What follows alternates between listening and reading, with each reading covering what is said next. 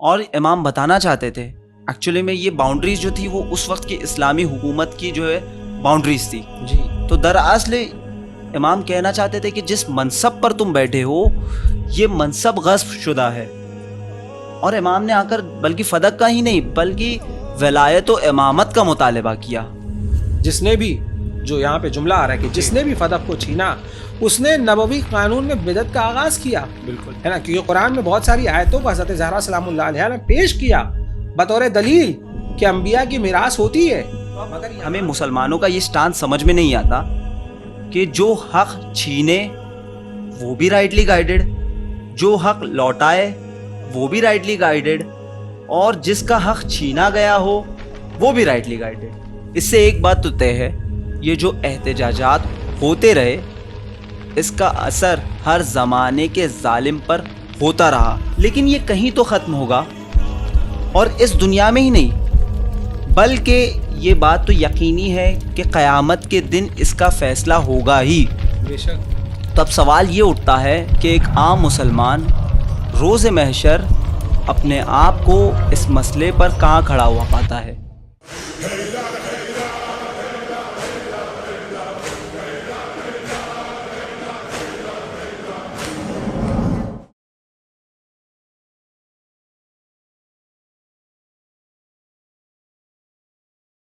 اعوذ باللہ السمیع العلیم من الشیطان اللعین الرجیم, بسم اللہ الرحمن الرحیم, وصلی اللہ علیہ یا ولی العصر ادرکنا ولا تہلکنا. السلام علیکم ورحمۃ اللہ. جی ناظرین, آج کے اس آخری ایپیسوڈ میں ہماری گفتگو کا موضوع ہے فدق اور ہماری ذمہ داری, کہ جس پر تفصیلی گفتگو کرنے کے لیے ہمارے ساتھ موجود ہے برادر عزیز جناب کاظم صاحب. السلام علیکم ورحمۃ اللہ. وعلیکم السلام ورحمۃ اللہ وبرکاتہ.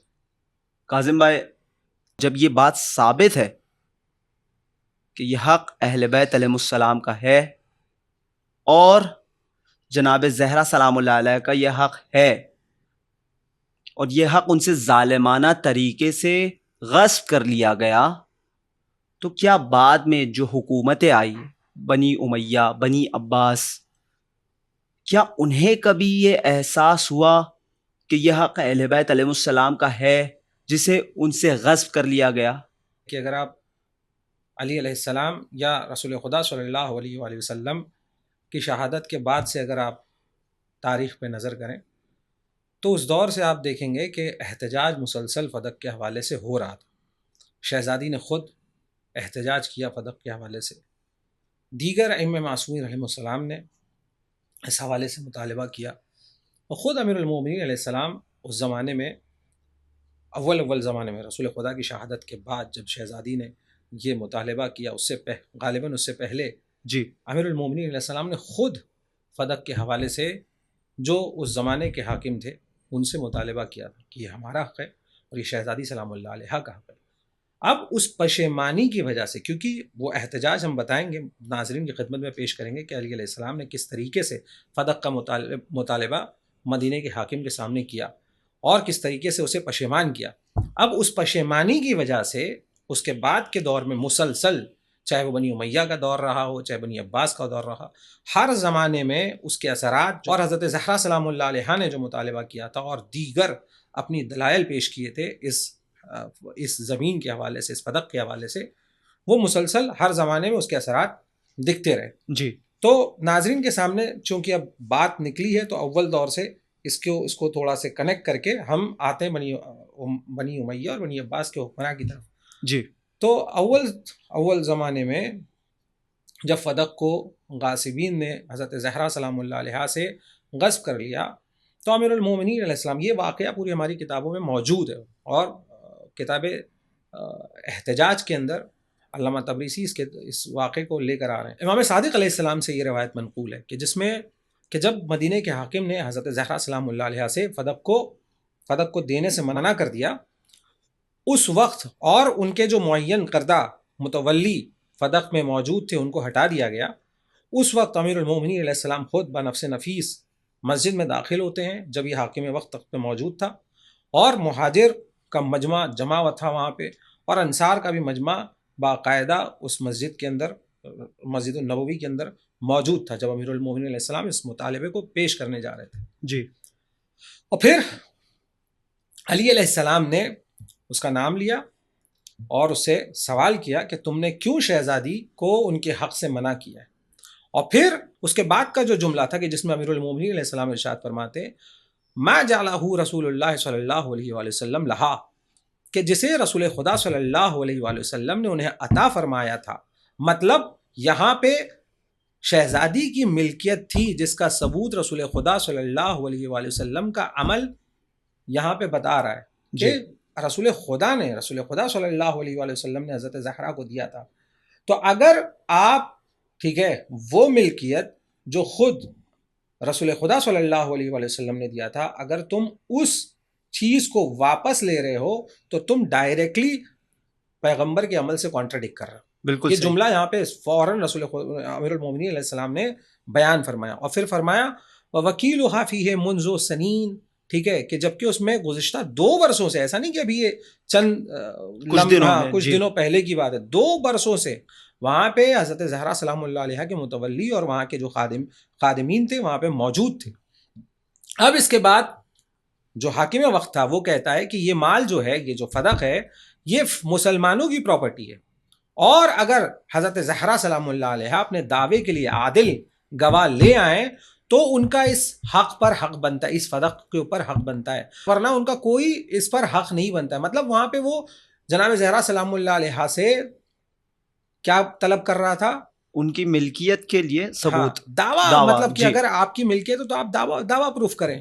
اس پہ امیر المومنین علیہ السلام اس سے کہتے ہیں، اس کا نام لے کے، کہ تم ہمارے معاملے میں ویسا حکم نہیں لگاتے ہو جیسے دوسرے مسلمانوں کے معاملے میں حکم لگاتے ہو. اب وہ گھبرا کے کہتا ہے نہیں ایسا نہیں ہے. ٹھیک ہے، اس پر امیر المومنین علیہ السلام اس کو پکڑتے ہیں اور کہتے ہیں بتاؤ اخبرنی لو کان فی ید المسلمین شیء، کہ اگر مسلمانوں کے پاس کوئی چیز ہے فدعیت انا فیہ، اور میں دعویٰ کرتا ہوں اس چیز کے لیے، مسلمانوں کی کے پاس کوئی چیز ہے اور میں آ کے تم سے کہتا ہوں کہ یہ میری چیز ہے، تو تم اس کا بیانہ، اس کے ثبوت، اس کا دلیل کس سے طلب کرو گے؟ مجھ سے مانگو گے کہ مسلمانوں سے مانگو گے؟ اگر وہ مسلمانوں کے قبضے میں ہے تو تم کس سے مانگو گے؟ جس پر حاکم وقت فوراً کہتا ہے کہ نہیں یا علی، وہ تو آپ سے مانگیں گے. جی ٹھیک ہے، کیونکہ آپ دعویٰ پیش کر رہے ہیں. ہاں آپ دعویٰ پیش کر رہے ہیں اور مسلمانوں کی پراپرٹی ہے. اب امیر المومنین علیہ السلام پھر اس سے کہتے ہیں فَإِذَا كَانَ فِي يَدِي شَيْءٌ، کہ پھر اگر کوئی چیز میرے قبضے میں ہو فَادَّعَا فِيهِ الْمُسْلِمُونَ، ٹھیک ہے، اور مسلمان اس پر دعویٰ کریں تو کیا تم مجھ سے اس مال کا ثبوت مانگو گے؟ اب یہاں پہ امیر المومنین علیہ السلام نے اس جملے میں پوری حجت کو تمام کر دی. کیونکہ یہاں پہ ابھی اگر آپ ناظرین کو اگر یاد ہو اور آپ کو بھی اگر یاد ہو تو اس کے پہلے والے ایپیسوڈ کے اندر احسن بھائی نے قاعدہ ید کے بارے میں بہت ڈیٹیل کے اندر ڈسکشن کیا تھا. اس کے حوالے سے مدعی کی یہ رسپانسبلٹی ہے کہ وہ اپنے دعوے کی دلیل پیش کرے. کریکٹ. اور اس میں پھر انہوں نے انڈین پینل کوڈ کا بھی کیا بولتے ہیں ذکر کیا اور پھر برٹش لاء کے بارے میں بھی انہوں نے بیان کیا. تو اس میں خالی ایک چھوٹا سے پھر سے ایک ریفریشر کے حساب سے ناظرین کو بیان کرتے چلیں کہ یعنی قبضہ، ٹھیک ہے، اپنے آپ میں پرائما فیسی آف اونرشپ ہوتا ہے. ٹھیک ہے، یعنی برڈن آف پروف کس کے اوپر ہوگا؟ ان لوگوں پر ہوتی ہے جو قبضے کو چیلنج کر رہے ہیں. جی ہے نا. مطلب اگر قبضہ ہمارے پاس ہے، اگر کوئی پراپرٹی کا قبضہ ہم رہ رہے ہیں اس کے اندر، تو ہمارے اوپر یہ لاگو نہیں ہوتا کہ ہم اس پراپرٹی کو کے حوالے سے پروف پیش کریں. برڈن آف پروف کس کے اوپر کا؟ سامنے والے کلیمنٹ کے اوپر، کلیمنٹ کے اوپر ہوگا جو اس کا دعویٰ کر رہا ہے کہ نہیں یہ اس کی پراپرٹی ہے. ٹھیک ہے، تو یہ بہت ہی ڈیٹیل کے اندر اس ڈسکشن پچھلے ایپیسوڈ کے اندر ناظرین کے سامنے پیش کیا. بالکل اسی قاعدہ ید کو یہاں پہ امیر المومنین علیہ السلام استعمال کر رہے ہیں کہ مجھ پہ کیسے یہ تم آیت کر رہے ہو کہ مجھے اپنی ملکیت کے لیے دلیل، اپنی ملکیت کے حوالے سے مجھے دلیل پیش کرنی یا حضرت زہرا سلام اللہ علیہ کو دلیل پیش کرنی. اب یہاں پہ جو حاکم وقت ہے، روایت کا جملہ فسکت، ٹریپ ہو گیا، وہ خاموش ہو گیا. پورے کیا کہتے ہیں مسجد النبوی کے اندر سناٹا چھا گیا. خود حاکم وقت ایک دم سناٹا آ گیا. اب یہاں پہ ناظرین کو بتانا ہے کہ یہاں پہ یہ جو سناٹا تھا، یہاں خاموشی تھی، یہ کوئی احتراماً خاموشی نہیں تھی، بلکہ اس کی بے بسی کی علامت تھی، اس کی بے بسی کی دلیل تھی کہ اس کے پاس کوئی جواب نہیں تھا. اب یہاں پہ امیر المومنین علیہ السلام کہتے ہیں حاکم وقت سے تو کرو بالقرآن، کیا تم قرآن پر اس کا اقرار کرتے ہو، اسے مانتے ہو، اس پہ عقیدہ رکھتے ہو؟ یہ بڑا خوش ہو کے کہتا ہے کہ نہیں، کیونکہ ابھی تک تو ایک دم خاموش تھا. اب اچانک سے جب امیر المومنین علیہ السلام یہ فرماتے ہیں کہ بھائی کیا قرآن پر تم عقیدہ رکھتے ہو، تو کہتا ہے ہاں ہم تو یقین رکھتے ہیں، ہم عقیدہ رکھتے ہیں. پھر اس کے بعد مولا حضرت امیر ارشاد فرماتے ہیں کون سی آیت کو لاتے ہیں امیر المومنین علیہ السلام؟ آیت تطہیر کو لاتے ہیں. انما. ٹھیک ہے جی. کہ یہ بتاؤ کہ کیا تم نے اس آیت کو سنا ہے؟ انما یرید اللہ لیذھب عنکم الرجس اہل البیت ویطہرکم تطہیرا. اللہم صل علی محمد وآل محمد وعجل فرجهم ولعن اعداءهم اجمعین. اس پہ اس کے بعد فوراً علی علیہ السلام ارشاد فرماتے ہیں یہ بتاؤ کہ یہ آیت ہمارے حوالے سے اللہ نے نازل فرمائی ہے، ٹھیک ہے، یا کسی دوسروں کے حوالے سے یا اس آیت کو نازل فرمایا ہے. اب یہاں پہ وہ کہتا ہے ٹھیک ہے کہ نہیں یہ تو آپ کے حوالے سے بیان اللہ نے قرآن مجید میں. اب عطا عباس بھائی یہ جو اس کی خاموشی تھی، حاکم وقت کی جو خاموشی تھی، یہاں پہ ایک دم کلیئر ہو گیا کہ یہ پشیمان ہو گیا. اب یہ پشیمانی کا اثر تھا کہ اس کے بعد جتنی بھی حکومتیں آئیں وہ حکمراں بھی پشیمان تاریخ میں نظر آئے ہم کو. تو عطا عباس بھائی یہ جو خاموشی ہے، ٹھیک ہے، فسکت جو لفظ آ رہا ہے، ٹھیک ہے، پورا دربار خاموش ہو گیا، حاکم خاموش ہو گیا، کیونکہ وہ کوئی احترام کے طور پہ خاموش نہیں ہو رہے ہیں کہ امیر المومنین علیہ السلام کی بات سننے کے لیے ان کے احترام میں کوئی جواب نہیں دینا اس لیے خاموش ہو گئے، بلکہ یہ اشارہ ہے کہ وہ بے بس نظر آ رہے تھے. جی. یہ اشارہ ہے کہ ان کے پاس کوئی جواب نہیں تھا، ان کے پاس کوئی دلیل نہیں تھی. بالکل. اس وجہ سے وہ خاموش ہو گئے. اور اس کے بعد امیر المومنین علیہ السلام کا احتجاج جاری رہا. اب یہاں پہ ہم لوگ اپنی، کیونکہ اس کے بعد کی بھی باتیں امیر المومنین علیہ السلام نے جرا کی ہے حاکم وقت سے اور دیگر دلیلوں کو پیش کیا ہے، وہ اس طرف ہم نہیں جائیں گے. اب چونکہ آپ کا سوال یہ تھا کہ اس کے بعد کہ جو حکومتیں تھیں، مطلب بنی امیہ کی جو حکومت تھی یا بنی مروان کی یا بنی عباس کی جو حکومتیں تھیں، ان کو یہ احساس ہوا فدق کے حوالے سے؟ بالکل ہوا. اور اس کا احساس یہی پشیمانی جو پہلے حاکم وقت کو پشیمانی ہوئی، اسی کی وجہ سے یہ سلسلہ جاری رہا. اس کے بعد کی حکومتیں جو آئیں اس کے اندر بھی یہ پایا گیا یہ پشیمانی جاری رہی. اور عمر ابن عبدالعزیز جب وقت کا خلیفہ بنا، ٹھیک ہے، اس نے حضرت زہرا سلام اللہ علیہا کی اولادوں کو، ٹھیک ہے، اس فدق کو واپس کیا. اب عطا عباس بھائی یہاں پہ نا ہم ناظرین کی خدمت میں بھی اور آپ کے سامنے بھی یہ پیش کرنا چاہتے ہیں، وہ بھی ہماری کتب سے نہیں بلکہ کیا کہتے ہیں مخالفین کی کتاب سے، جس کا نام مجمع البلدان ہے، اور اس کے جو مصنف ہے ان کا نام یاقوت الحموی ہے. انہوں نے یہ روایت کو نقل کیا ہے کہ کس طریقے سے عمر ابن عبدالعزیز نے اس پراپرٹی کو، فدق کو، کس طریقے سے جناب زہرا سلام اللہ علیہ کی اولادوں کو واپس کیا. اور وہ لکھتے ہیں روایت نقل کرتے ہیں وہ کہ جب عمر ابن عبدالعزیز نے خلافت سنبھالی، کتبا الی عاملہ بالمدینہ، اس نے مدینے کے اپنے گورنر کو یہ لکھا، ٹھیک ہے، اور کیا لکھا اس کے اندر؟ یامرہ برد فدقہ الی ولد فاطمہ سلام اللہ علیہا، ٹھیک ہے، کہ اور حکم دیا اس اپنے لیٹر کے اندر، اپنی تحریر کے اندر اس نے حکم دیا کہ یہ فدق جو ہے اسے حضرت زہرا سلام اللہ علیہا کے فرزندوں کو واپس کیا جائے. تو سوال یہ اٹھتا ہے کہ جب عمر ابن عبدالعزیز نے فدق کو اولاد فاطمہ سلام اللہ علیہا کو واپس کیا تو پھر اختلاف کیسا؟ دیکھیے سوال بہت اچھا ہے اور اس کا جواب کیا کہتے ہیں خصوصاً ناظرین کے سامنے پیش کرنا بہت ضروری کہ اختلاف کیوں، کہ جب اس نے واپس کر دیا تو پھر یہ اختلاف کیوں بنتا ہے، اور آج ہم کیوں اس موضوع کے اوپر ڈسکشن کر رہے ہیں، اور باقاعدہ ہمارا یہ تیسرا ایپیسوڈ ہے فدق کے حوالے سے. تو اختلاف بنتا ہے، اور اسی روایت میں اگر اس کا اگلا فقرہ آپ اگر پڑھیں تو اس میں ہے فکانت فی ایدیہم فی ایام عمر ابن عبدالعزیز، ٹھیک ہے، کہ یہ جو پراپرٹی تھی، جو فدق تھا، یہ جب تک کا عمر ابن عبدالعزیز زندہ تھا تب تک کا یہ پراپرٹی حضرت زہرا سلام اللہ علیہا کے فرزندوں کے پاس موجود تھی، ان کے قبضے میں موجود تھی. پھر اس کے بعد کیا ہو رہا ہے؟ فلما ولیا یزید ابن عبد الملک، کہ جب یزید ابن عبد الملک حکمران بنتا ہے تو وہ کیا کرتا ہے؟ پھر سے اسے حضرت زہرا سلام اللہ علیہا اور ان کے اولادوں سے واپس غصب کر لیتا ہے، دوبارہ چھینا ہے، مسلسل بار بار یہ چھینا گیا. اور کاظم بھائی اگر عمر ابن عبدالعزیز کا مقام اہل تسنن حضرات کے وہاں دیکھنا ہے تو خود ابن تیمیہ کی کتاب منہاج السنہ اٹھا کر دیکھ لے کہ جہاں پہ وہ لکھتا ہے وَبَعْضَهُمْ لَمْ يَكْمُلْ أَحَدٌ فِي هَذِهِ الْأُمُورِ إِلَّا عمر ابن عبدالعزیز، کہ اور ان کے بعد یعنی خلفائے راشدین کے بعد مکمل طور پر حکومت کرنے کی صلاحیت کسی میں نہیں تھی سوائے عمر ابن عبدالعزیز کی، یعنی اتنا زیادہ مقام ہے ان کے نزدیک. اور سیوطی نے اپنی کتاب تاریخ الخلفاء میں یہ درج کیا کہ خلفائے راشدین کے بعد اگر کوئی پانچواں خلیفہ راشد رائٹلی گائیڈڈ خلیفہ ہے ان کے نزدیک تو وہ عمر بن عبدالعزیز ہے. تو اب ہمیں مسلمانوں کا یہ سٹانس سمجھ میں نہیں آتا کہ جو حق چھینے وہ بھی رائٹلی گائیڈڈ، جو حق لوٹائے وہ بھی رائٹلی گائیڈڈ، اور جس کا حق چھینا گیا ہو وہ بھی رائٹلی گائیڈڈ. بہت صحیح سوال ہے امت مسلمہ سے ہی آپ کا.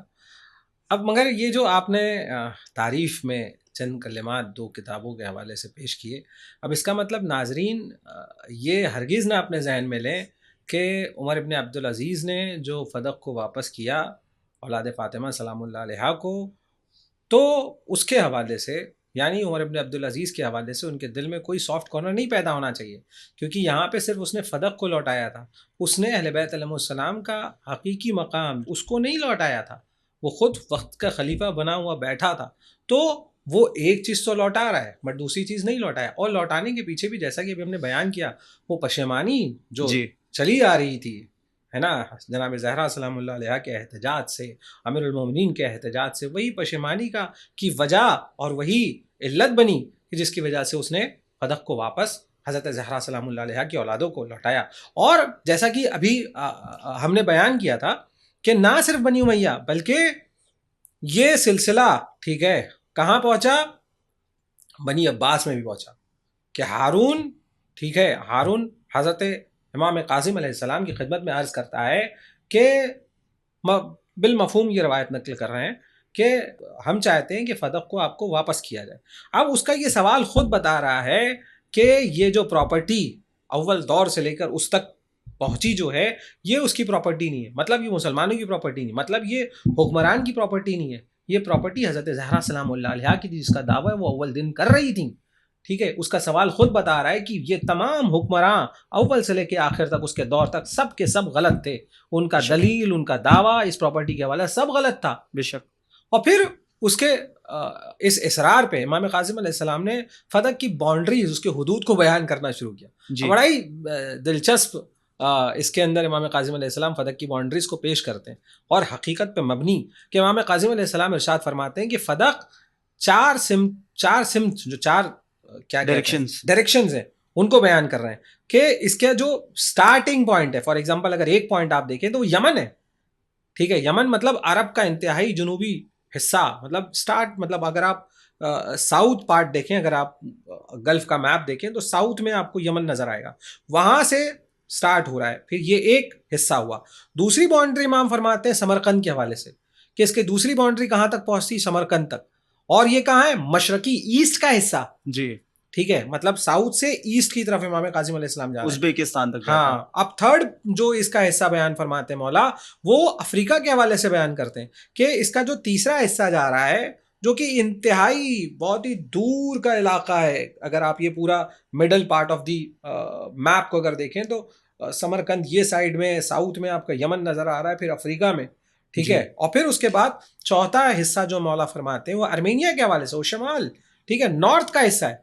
تو آپ سمجھیے کہ یہ پورا جو میپ ہے، ورلڈ میپ ہے، اس میں پورا فدقی آپ کو نظر آ رہا ہے. آلموسٹ تین کانٹیننٹ، افریقن کانٹیننٹ اور ایشیا ہے، اور اس کے بعد یورپ والا حصہ. یہ پورا حصہ مولا بیان فرماتے ہیں کہ یہ پورا حصہ فدق ہے. ٹھیک ہے، مطلب کیا ہوا کہ یہ فدق ایک چھوٹی سی کوئی پراپرٹی نہیں تھی بلکہ یہ پوری اسلامک سلطنت تھی. اور اگر علی علیہ السلام کو خلافت ملتی تو یہ پوری دنیا فدق کے ذیل میں آتی، اور یہ پوری اسلامک جو نظام ہوتا ہے یہ فدق کے ذیل میں آتا. اور جب ہارون نے امام قاسم علیہ السلام کے اس بیان کو سنا اور اس کی باؤنڈریز، اس کے حدود کے بارے میں، فدق کے حدود کے بارے میں سنا، تو کہتا ہے کہ یہ زمین اتنی بڑی ہے. تو یہ سننے کے بعد وہ گھبرا گیا اور کہتا ہے کہ اگر آپ کو یہ زمین دے دی جائے تو ہمارے لیے کیا بچے گا. اس پر امام علیہ السلام فرماتے ہیں کہ اسی لیے ہم اس فدق کا مطالبہ نہیں کرتے. ہم جانتے ہیں کہ تم اور تمہارے پہلے والے جتنے بھی گزرے ہیں ٹھیک ہے ان میں اتنی حیثیت نہیں ہے، اتنا وسعت ان کے دل میں نہیں ہے کہ وہ اس کو واپس ہم تک پہنچا سکیں. اور پھر اسی واقعے کے بعد ملتا ہے کہ ہارون نے امام قاسم علیہ السلام کے قتل کا منصوبہ بنایا. جی، یعنی ہم یہ کہہ سکتے ہیں کہ فدق کا مطالبہ جس طرح سے جناب زہرا سلام اللہ علیہ نے برے دربار میں کی تھی، خود امام کاظم علیہ السلام نے اس کا مطالبہ برے دربار میں کیا. اور یعنی کاظم بھائی ہم یہ کہہ سکتے ہیں کہ یہ بند کمرے کی محفل نہیں ہے، بلکہ پورے بھرے دربار میں امام موسیٰ کاظم علیہ السلام نے فدق کا مطالبہ کیا، اور امام بتانا چاہتے تھے ایکچولی میں یہ باؤنڈریز جو تھی وہ اس وقت کی اسلامی حکومت کی جو ہے باؤنڈریز تھی جی تو دراصل امام کہنا چاہتے تھے کہ جس منصب پر تم بیٹھے ہو یہ منصب غصب شدہ ہے، اور امام نے آ کر بلکہ فدق کا ہی نہیں بلکہ ولایت و امامت کا مطالبہ کیا. جی، اور جیسا کہ ابھی ہم نے بیان کیا کہ یہی جو امام علیہ السلام نے جو فدق کی باؤنڈریز کو بیان کیا اور اس کو سننے کے بعد جو گھبرا گیا، یہی وجہ بنی ہے امام کاظم علیہ السلام کو قتل کرنے کی. جی، یعنی یہ ظالم بادشاہ جانتے تھے کہ یہ زمین اہل بیت علیہ السلام کی ہے، جی اور یہ اہل بیت جانتے تھے کہ یہ کبھی ہمیں واپس نہیں لوٹائیں گے. جی اس سے ایک بات تو طے ہے، یہ جو احتجاجات ہوتے رہے اس کا اثر ہر زمانے کے ظالم پر ہوتا رہا، بے شک. لیکن یہ کہیں تو ختم ہوگا، اور اس دنیا میں ہی نہیں بلکہ یہ بات تو یقینی ہے کہ قیامت کے دن اس کا فیصلہ ہوگا ہی. بے شک. تو اب سوال یہ اٹھتا ہے کہ ایک عام مسلمان روز محشر اپنے آپ کو اس مسئلے پر کہاں کھڑا ہوا پاتا ہے؟ بہت اہم سوال ہے، اور چونکہ ہمارا یہ پوڈ کاسٹ جو ہے ذمہ داری کے حوالے سے، تو یہ ایک ذمہ داریوں میں ہے کہ اپنے آپ کو کہاں دیکھ رہا ہے ایک عام مسلمان. تو اس سوال کا جواب دینے سے پہلے ہم شہزادی زہرا سلام اللہ علیہا کے بلند مقام کے جس کے حوالے سے تمام فرقوں کے درمیان کسی بحث، مطلب یہ موضوع کسی بحث اور اختلاف کا موضوع نہیں رہا ہے کہ ان کا بلند مقام کیا ہے. اور خود صحیح بخاری میں اگر دیکھا جائے تو اس کی روایت بہت ہی مشہور روایت ہے کہ اما ترضینا ان تکونی سیدۃ نساء اہل الجنہ، کہ کیا تم، رسول خدا صلی اللہ علیہ وآلہ وسلم بیان فرما رہے ہیں اپنی بیٹی کی خدمت میں، یہ بات رکھ رہے ہیں کہ کیا اے میری شہزادی، اے میری بیٹی، کیا تم اس بات پہ راضی نہیں ہو، اما ترضینا، کیا تم اس بات پہ راضی نہیں ہو کہ تم اہل جنت کی عورتوں کی سردار ہوگی. مطلب یہاں پہ ایک دم کلیئر ہے کہ شہزادی زہرا سلام اللہ علیہا جنت کی عورتوں کی سردار ہوں گی. اور کون بیان فرما رہا ہے، کون خبر دے رہا ہے؟ حضرت رسول خدا صلی اللہ علیہ وآلہ وسلم. اور رسول خدا صلی اللہ علیہ وآلہ وسلم کے بارے میں قرآن خود یہ اعلان کرتا ہوا نظر آ رہا ہے، وما ینطق عن الہویٰ، کہ میرا رسول کچھ بولتا ہی نہیں ہے سوائے وہ کہ جو وحی پروردگار ہو. ٹھیک ہے، تو یہ بات تو طے شدہ ہو گئی کہ حضرت زہرا سلام اللہ علیہا میدان محشر اور اس کے بعد کے مقامات میں جنت میں ہوں گی اور تمام جنت کی عورتوں کی سردار ہوں گی. اب یہ پہلا حصہ. دوسرا حصہ اگر آپ دیکھیں صحیح بخاری، کیونکہ ہم لوگ صحیح بخاری کا ریفرنس دے رہے ہیں، تو صحیح بخاری کے اگر دوسرے حدیث کی طرف آپ غور و فکر کریں کہ جس میں رسول خدا صلی اللہ علیہ وآلہ وسلم بیان فرما رہے ہیں، ارشاد فرما رہے ہیں فاطمہ تو بضعۃ منی، کہ فاطمہ میرا ٹکڑا ہے. اور پھر آپ ارشاد فرماتے ہیں فمن اغضبها فقد اغضبنی، کہ جس نے انہیں غضبناک کیا اس نے مجھے غضبناک کیا. مطلب یہ خبر جو امت مسلمہ کو آپ صلی اللہ علیہ وآلہ وسلم بیان فرما رہے ہیں کہ شہزادی کے حوالے سے خبردار رہنا. ٹھیک ہے، یہ جو بضعۃ منی ہے یہ حکم شرعی ہے. بے شک یہ صرف محبت کے حوالے سے رسول خدا نہیں بیان فرما رہے ہیں کہ جس نے شہزادی کو غضبناک کیا اس نے مجھے، یہ حکم شرعی ہے. ٹھیک ہے، اور یہ بتا رہا ہے، یہ حدیث اس طرف دلالت کرتی ہے کہ جس طریقے سے رسول خدا صلی اللہ علیہ وآلہ وسلم کی پوزیشن ہے اس امت مسلمہ کے درمیان، اسی طریقے سے حضرت زہرا سلام اللہ علیہا کی پوزیشن ہے. کیونکہ جس نے شہزادی کو غضبناک کیا اس نے گویا رسول خدا صلی اللہ علیہ وآلہ وسلم کو غضبناک کیا. اور فاطمہ سلام اللہ علیہا کو اذیت دینا معصیت ہے. ٹھیک ہے، اور اس کا نتیجہ یہ ہوگا کہ وہ لعنت کا مستحق ہوگا. جس نے بھی شہزادی زہرا سلام اللہ علیہا کو غضبناک کیا وہ قرآن کی دلیل، قرآن کی آیت کی روشنی میں لعنت کا مستحق ہوگا. ارشاد رب العزت ہو رہا ہے ان الذین یؤذون اللہ ورسولہ، اور جو شخص اللہ اور اس کے رسول کو اذیت دے لعنہم اللہ فی الدنیا والآخرہ، اللہ اس پر دنیا میں بھی لعنت بھیجتا ہے اور آخرت میں بھی لعنت بھیجتا ہے. تو جس نے بھی رسول خدا صلی اللہ علیہ وآلہ وسلم کو اذیت دی، اب اس کے پہلے وہ حدیث کی طرف جائیں. ٹھیک ہے، کہ جس نے شہزادی کو اذیت دی اس نے رسول خدا صلی اللہ علیہ وآلہ وسلم کو اذیت دی، اور جس نے رسول خدا صلی اللہ علیہ وآلہ وسلم کو دی قرآن کی اس آیت کی روشنی میں، وہ اس دنیا میں مستحق ہے لعنت کا اور آخرت میں بھی مستحق ہے لعنت کا. اب میدان محشر میں جو آپ کا سوال ہے کہ آپ کہاں امت مسلمہ اپنے آپ کو کہاں دیکھتی ہے، تو یہ تو طے ہے کہ جنت میں شہزادی ہوں گی، تمام عورتوں کی سردار ہوں گی، لیڈر ہوں گی. ٹھیک ہے، اور دوسری طرف کہ وہ جو غضبناک ہیں جس سے، ٹھیک ہے، کیا وہ بھی جنت کے اندر داخل ہوگا؟ یہ تو وہی بات ہو گئی، قاتل اور مقتول ایک جگہ پہ کیا موجود ہو سکتے ہیں؟ تو امت مسلمہ کو یہ دیکھنا چاہیے کہ شہزادی سلام اللہ علیہ کس سے راضی ہیں اور کس سے غضبناک ہیں۔ اب ہم دوسری طرف جاتے ہیں، اس چیز کو ٹھیک ہے ڈھونڈنے کی کوشش کرتے ہیں تاریخ کی روشنی میں اور کتابوں کی روشنی میں، حدیثوں کی روشنی میں، کہ شہزادی سلام اللہ علیہ کس سے غضبناک تھیں اپنی زندگی میں۔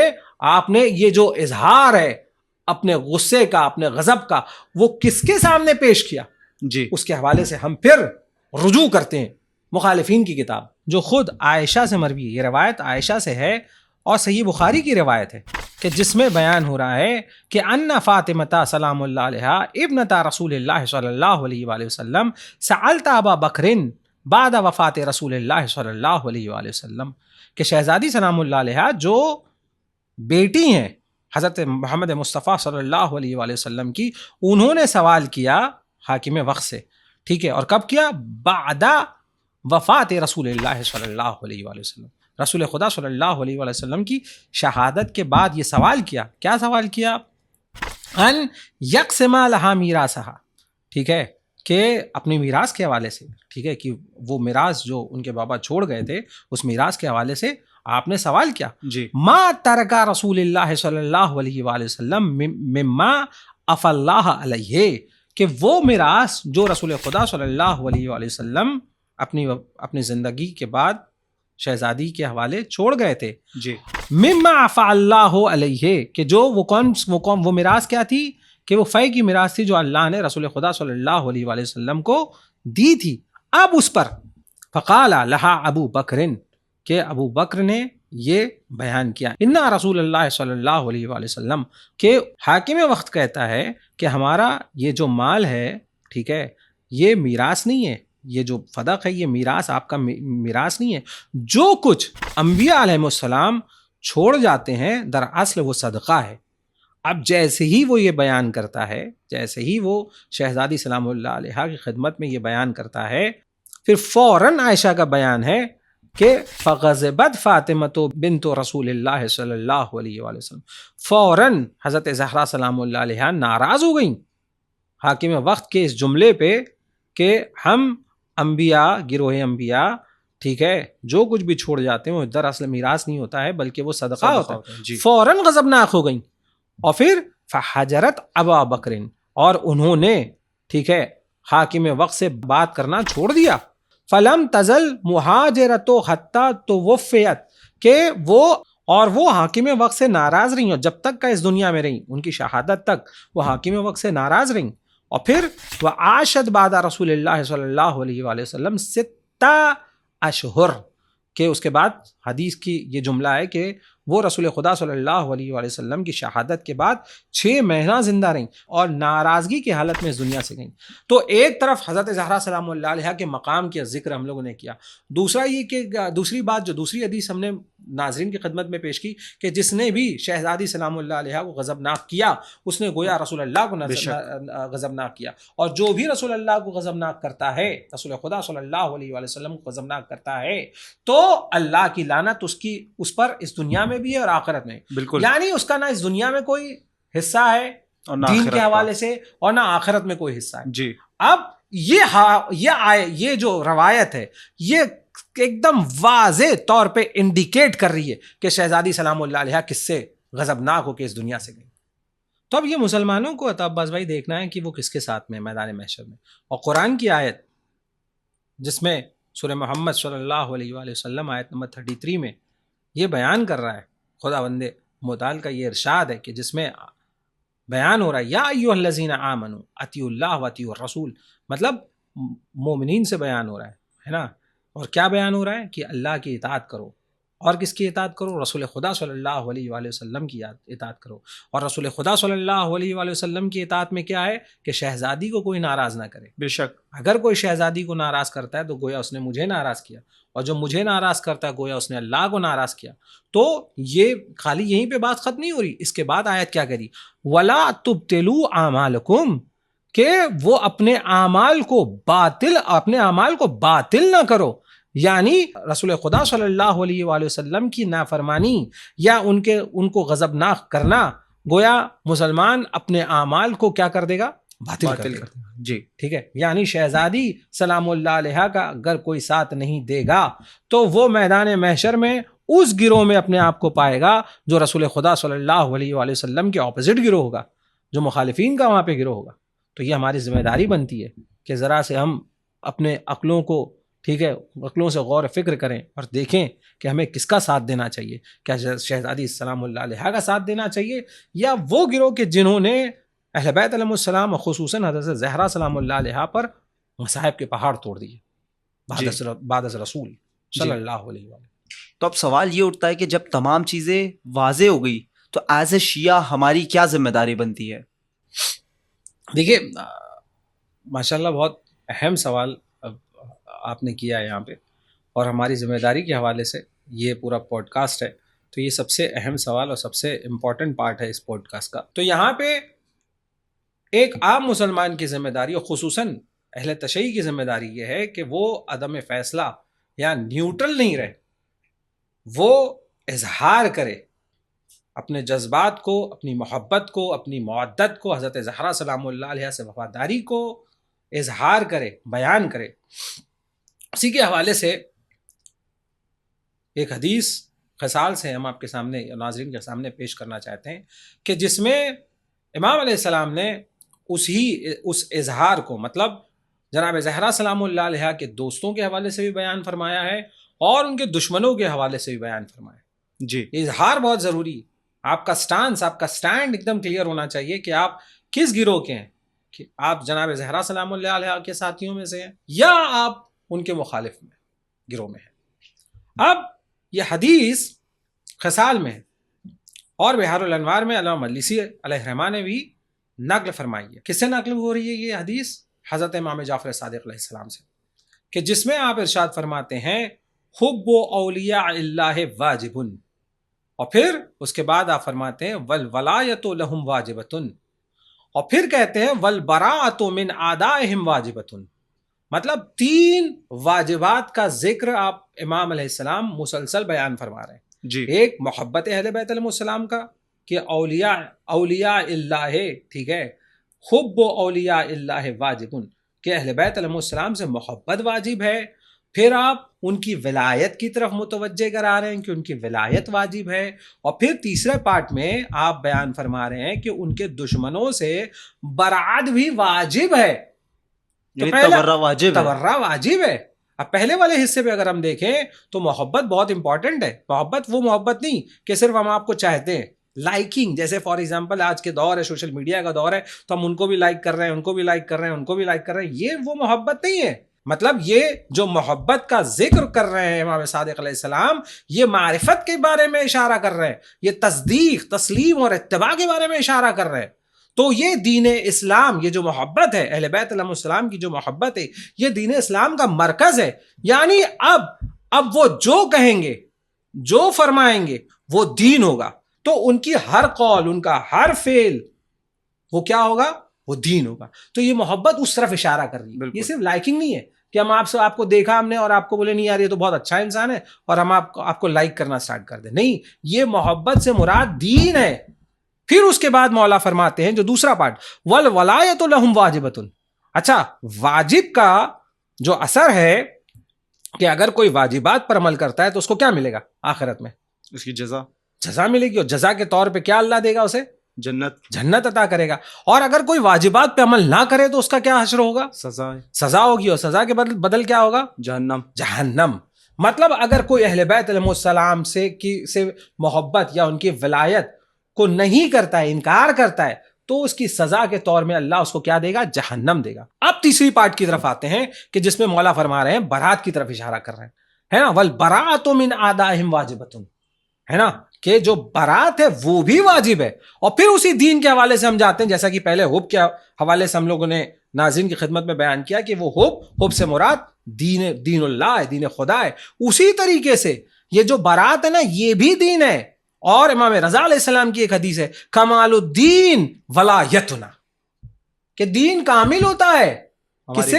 ہماری ولایت سے کامل ہوتا ہے. اور صرف یہیں پہ امام خاموش نہیں ہو رہے, اس کے بعد کیا فرما رہے ہیں؟ والبراءۃ من عدونا, کیا ہمارے دشمنوں کی برات بھی ضروری ہے, ان سے تبرع, ان سے بیزاری وہ بھی ضروری ہے. اگر انسان ان سے برات ہے نا, ان کے دشمنوں سے برات کا اظہار نہیں کرتا ہے تو اس کا دین ناقص ہوگا, کبھی کامل ہو ہی نہیں سکتا.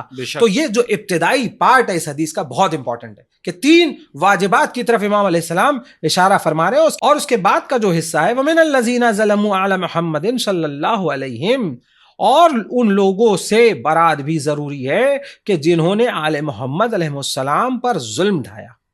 ٹھیک ہے, تو صرف خالی یہ نہیں کہ امیر المومنین علیہ السلام پر جس نے ظلم ڈھایا یا حضرت امیر کے علاوہ جناب زہرا سلام اللہ علیہ پر جنہوں نے ظلم ڈھایا, بلکہ مسلسل جتنے بھی ائمہ علیہ السلام ان کے بعد آئیں, اگر کسی پہ بھی کسی نے کسی طریقے کا ظلم ڈھایا ہے, ٹھیک ہے, تو ان سے برات کا اظہار واجب ہے.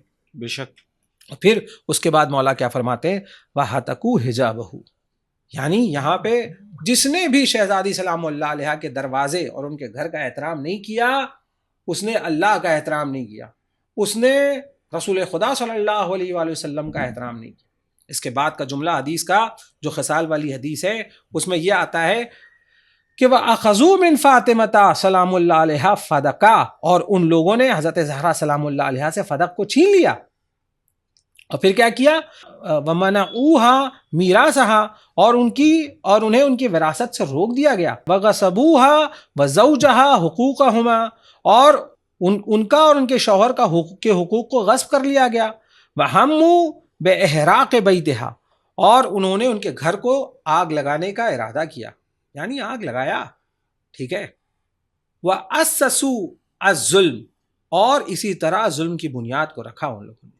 ٹھیک ہے, یعنی فدق چھیننا, جس نے بھی, جو یہاں پہ جملہ آ رہا ہے کہ جس نے بھی فدق کو چھینا اس نے نبوی قانون میں بدعت کا آغاز کیا. بالکل ہے نا, کیونکہ قرآن میں بہت ساری آیتوں کو حضرت زہرا سلام اللہ علیہ نے پیش کیا بطور دلیل کہ انبیاء کی میراث ہوتی ہے, مگر یہاں پہ جیسے ہی انہوں نے فدق کو چھینا اور اس جھوٹی حدیث کو دلیل بنا کے چھینا تو انہوں نے قانون نبوی کی میں بدعت کا آغاز کیا. دوسرا پارٹ ہے وَمَنَعُوهَا مِيرَاثَهَا, کہ میراث کو روکنا یہ بھی, ٹھیک ہے, یہ اس میراث کو کس طریقے سے روکا گیا, وہی جھوٹی حدیث کا سہارا لے کے.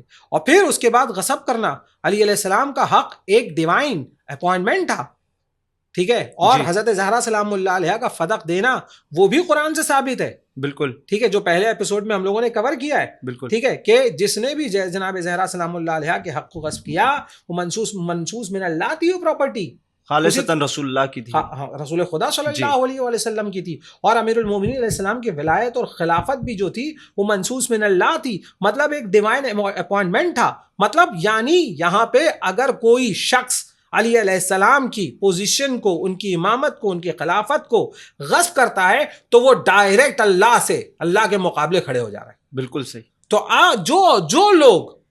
جن لوگوں نے علی علیہ السلام کے حق کو غصب کیا وہ ڈائریکٹ اللہ کے مقابلے پہ آئے.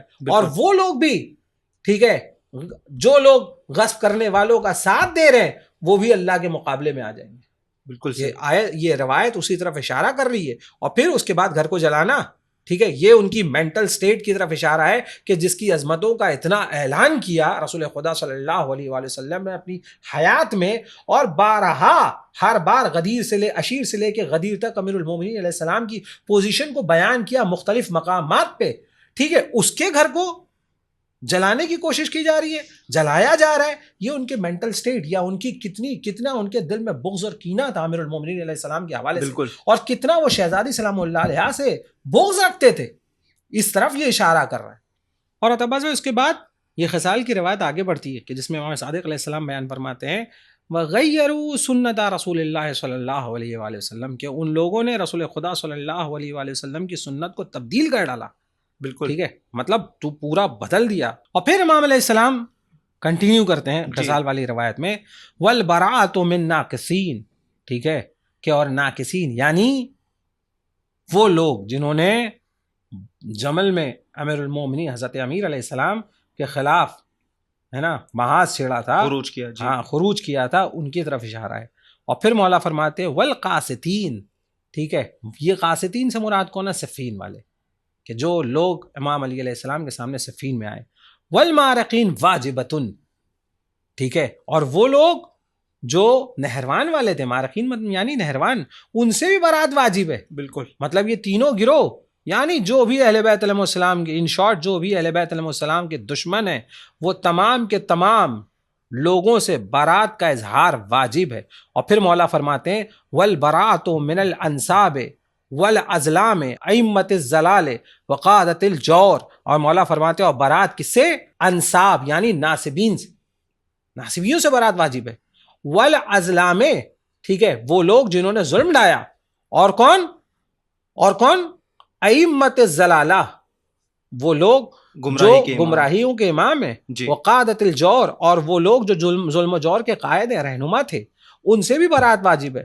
کلہم اولہم و آخرہم واجبتن، سب کے سب سے برات واجب ہے، پہلے سے لے کے آخر تک، سب سے آپ کو اظہار ہے. یہ شیعہ کی ذمہ داری ہے.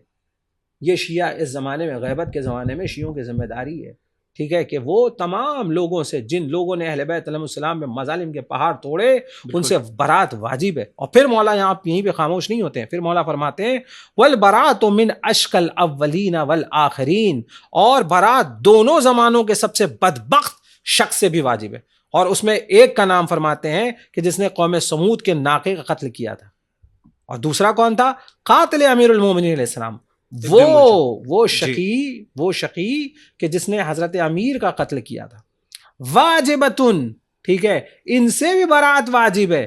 مطلب امام ایک ایک کا نام لے کر بیان کر رہے ہیں اس حدیث میں کہ ان سے بھی برات کریے، ان سے بھی برات کریے، ان سے بھی برات کریے. اور پھر مولا بیان فرما رہے ہیں والبراۃ من جمیع قتلۃ اہل البیت علیہم السلام، اور تمام قاتلان اہل بیت علیہم السلام سے بھی برات واجب ہے.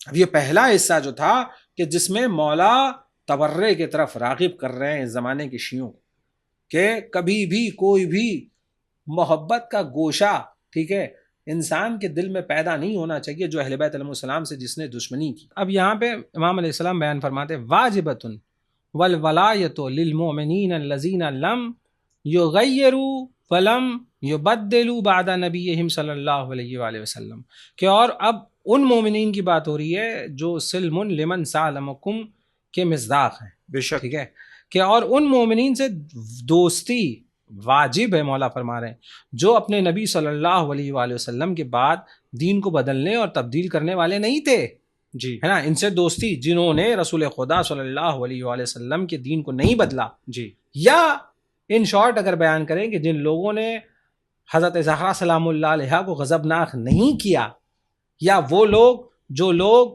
ہے نا تاسیس ظلم، ٹھیک ہے، جو ظلم کی بنیاد فاؤنڈیشن جن لوگوں نے رکھی، اہل بیت علیہ السلام کے اوپر ظلم کے فاؤنڈیشن کو رکھا، ان کے خلاف رہے، ٹھیک ہے. یہ ان کی فہرست سب یہاں پہ آ رہی ہے. کون ہے؟ ٹھیک ہے. اب اس میں مولا فرماتے کہ ان سے محبت کیا ہے؟ واجبتن، جی، ٹھیک ہے. اور پھر مولا ایک ایک کر کے ان کا نام لیتے ہیں، اور یہاں پہ مولا 13 افراد کا نام گنا رہے ہیں کہ مولا فرماتے مثل، کہ وہ ان کی مثال وہ کون ہے؟ سلمان الفارسی ہے. یہاں پہ جناب سلمان محمدی کا ذکر ہو رہا ہے، اور اس کے بعد جناب ابو ذر غفاری کا ذکر کیا، اور اس کے بعد کس کا نام لیا؟ مقداد کندی کا، مقداد ابن اسود الکندی کا نام لیا، اور اس کے بعد عمار یاسیر کا بیان کیا، اس کے بعد جابر ابن عبداللہ الانصاری کا بیان کیا، اس کے بعد حذیفہ ابن یمانی کا بیان کیا، اس کے بعد ابی الہیثم ابن تیہان کا ذکر کیا، اس کے بعد سہل ابن حنیف کا ذکر کیا، اس کے بعد مولانا نے فرمایا وہ ابی ایوب الانصاری ہے، ٹھیک ہے. اس کے بعد مولانا نے فرمایا وہ عبداللہ ابن صامت، پھر اس کے بعد مولانا عبادہ ابن صامت کا ذکر کیا، اور پھر اس کے بعد وہ خزیم ابن ثابت جو کہ ذی شہادتین، 2 شہادتوں والے تھے، ابی سعید الخدری کا ذکر کیا مولا نے. اور پھر اس کے بعد مولا فرماتے ہیں جب یہ 13 افراد کا نام لیا کہ جو لوگ اپنی محبت میں بہت ہی ثابت قدم تھے اہل بیت علیہ السلام کے حوالے سے، ان کا نام لینے کے بعد مولا اس آخری حصے میں، اس روایت کے غزال کی روایت کے آخری حصے میں پہنچتے ہیں، اور مولا فرماتے ہیں وَمَن نَّهَا نَحْوَهُمْ وَفَعَلَ مِثْلَ فِعْلِهِمْ، کہ اور جو لوگ ان کے راستے پہ، مطلب یہ 13 افراد کے راستے پر چلیں اور انہی کی طرح عمل کریں، وَفَعْلَ مثلا فعلہم، اور انہی کی طرح فعل کریں، انجام دے، والولایت لاتباعہم والمقتدین بہم، اور ان کے پیروکاروں کے لیے جو ان کی راہ پر چلیں، وبہداہم واجبۃ، ٹھیک ہے، اور ان سے ہدایت حاصل کریں، اور ان سے دوستی کیا ہے؟ واجب ہے. واجب ہے. مطلب یہاں پہ دونوں حصوں کو مولا نے اس حدیث میں بیان کیا کہ برات بھی بہت واجب ہے اور ولایت بھی واجب ہے، اور جو اہل بیت علیہ السلام کے دوست ہیں ان سے بھی محبت واجب ہے. تو ہماری ذمہ داری ایز اے شیعہ یہ بہت بڑی ذمہ داری ہوتی ہے کہ حضرت زہرا سلام اللہ علیہا کے حوالے سے کہ ہم جن لوگوں نے اہل بیت علیہ السلام پہ مظالم ڈھائے ہیں، اور خصوصاً حضرت زہرا سلام اللہ علیہا پہ مصائب ڈھائے ہیں، مظالم ڈھائے ہیں، ان سے برات کا اظہار کریں. بالکل. اور ایک شعر یاد آ رہا ہے جسے ہم ناظرین کی خدمت میں پیش کرنا چاہتے ہیں کہ ہوئے ہیں جو بھی مظالم نبی کی بیٹی پر، ہوئے ہیں جو بھی مظالم نبی کی بیٹی پر، زمانے والوں کو ہم بھولنے نہیں دیں گے. یہ جامع محمد آبادی کا شعر ہے کہ زمانے والوں کو ہم بھولنے نہیں دیں. جتنے بھی لوگ حضرت زہرا سلام اللہ علیہا پہ ظلم میں شامل تھے، ہم ان ظلم کو، اور نہ جنہوں نے ظلم ڈھایا ہے ان کے چہرے سے ہم نقاب کو عیاں کریں گے انشاءاللہ. بہت بہت شکریہ قاسم بھائی. اور آخر میں چند سوالات جن کا جواب ہر مسلمان کو اپنے لیے انفرادی طور پر دینا چاہیے. نمبر 1، کیا میں نے کوئی ایسا کام کیا ہے کہ جس سے اللہ اور اس کا رسول صلی اللہ علیہ وآلہ وسلم مجھ پر غضبناک ہو جائے، جس کی بنا پر میرا جنت حاصل کرنا محال ہے؟ نمبر 2، کیا میں ایسے افراد کی تائید کرتا ہوں کہ جنہوں نے اللہ اور اس کے رسول صلی اللہ علیہ وآلہ وسلم کو غضبناک کیا؟ اور نمبر 3، میں اللہ اور اس کے رسول صلی اللہ علیہ وآلہ وسلم کو راضی کرنے کے لیے کیا کر سکتا ہوں؟ اللہ ہمیں ان لوگوں میں شامل فرمائے جو حضرت فاطمہ الزہرا سلام اللہ علیہا کی خوشنودی کا باعث بنے، نہ کہ ان کی ناراضگی کا. آمین یا رب العالمین.